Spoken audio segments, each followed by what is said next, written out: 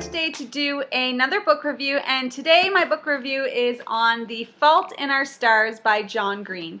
So I'm just going to start off by doing like a quick overview of what the book is about and how I felt about it, and then I'm going to go into it a bit more deep. So if you haven't read the book, then only watch up to that certain point, and then after I give like the little brief review and how I felt about it, then it's going to be spoiler alerts, just because I need to talk about this book more, because yeah, if you read it, you understand. So The Fault in Our Stars is about this young girl named Hazel, and Hazel has been diagnosed with thyroid cancer, and I think the cancer ends up being out of her thyroids, but it's mainly focused now in her lungs. She has mets in her lungs, and she is hooked up to an oxygen tank. So that's what she's living with, basically, and she's going to these support groups and things like that, and she ends up meeting this boy named Augustus Waters. It's obviously a love story, so that's not really spoiling anything. So she meets Augustus Waters, and they kind of just go through this like journey together through the cancer. Augustus also has cancer, but he was deemed to be in remission after losing his leg because of the kind of cancer he had. He had to get his leg amputated. And so it just kind of goes through like their journey, and they, travel to Amsterdam. They both like to read this book together, and I don't know what else to say without giving anything away. But that's kind of like a general idea of what the book is about. Now, did I like this book? Like, if you don't like this book, do you have a heart? Is there anything inside of that cavity in your chest?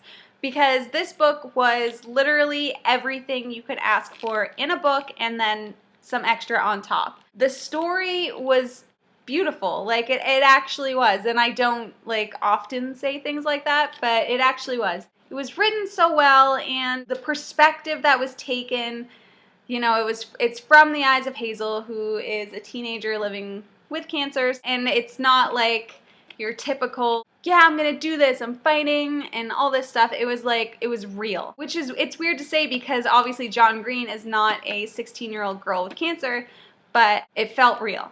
And it was just amazing. It had everything you could ask for. It was funny, it was witty, it was sad, it was depressing, there were parts that would make you angry, and it has everything that you could possibly want from a book. So do I recommend this book? 100% yes. You need to go out, you need to get this book, borrow it from a friend, get it from the library, ask me to borrow it if you know me, because I will for sure lend this to you, because this is an absolute must read.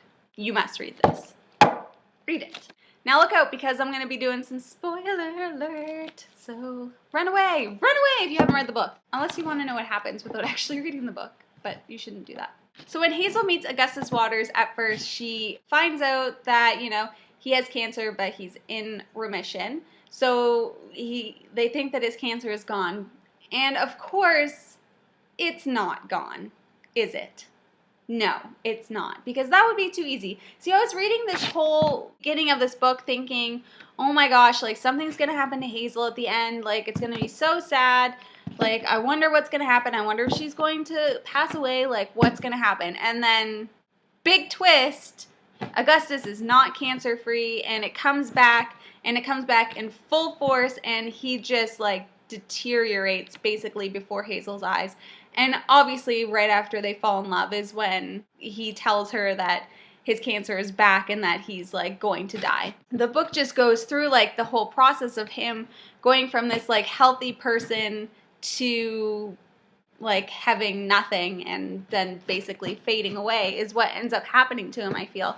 So it's really like, I don't know, that part just kind of blew my mind, because when I started reading this, I wasn't expecting Augustus to be the one who ends up dying. So it was so sad. One thing that I really loved about this book was the development of the relationship between Augustus and Hazel, because it wasn't like, I mean, in a way it was like, oh, I saw you at support group and we like connected and everything was like, but like at first there was like resistance, and she's like, no, because I don't want to hurt you, and then blah, blah, blah, blah, and then basically developed after they went to Amsterdam. So they ended up going to Amsterdam because Augustus used his one dying wish on Hazel's dream to go to Amsterdam and meet the author of her favorite book, Peter Van Houten, that is just, in itself, that would have been a great story. Like, how romantic is that, let alone to, like, have this whole ongoing thing with her staying with him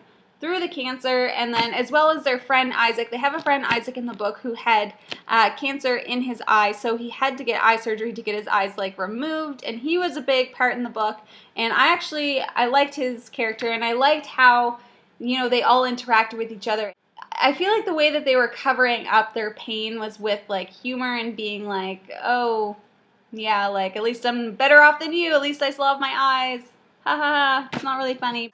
You know, that's the kind of thing that they did in the book, and I don't know. I'm at a loss for words. I don't even really know what to say about this book other than the fact that it like blew my mind, because it was heartbreaking. It was like a heartbreaking book. I felt so connected to the characters, and I don't even know. Like, I don't know if they're planning on making this into a movie or anything like that, but if they do make it into a movie, they better get it right, because it's pure perfection in book form. So I don't know if that was really, I was trying to do a review, but it just turned into me rambling on about why this book is so amazing. Like, I can't even.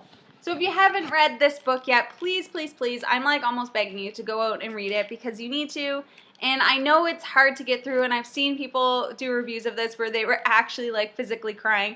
I'm not that emotional of a person, so it didn't actually bring me to tears or anything like that, but I for sure, like, it hit me right here, because we all know someone who has been affected by cancer. We all know someone who has, maybe we don't all know, but most of us know someone who has passed away. So it definitely hits on your heartstrings, and I think everyone can connect with this book.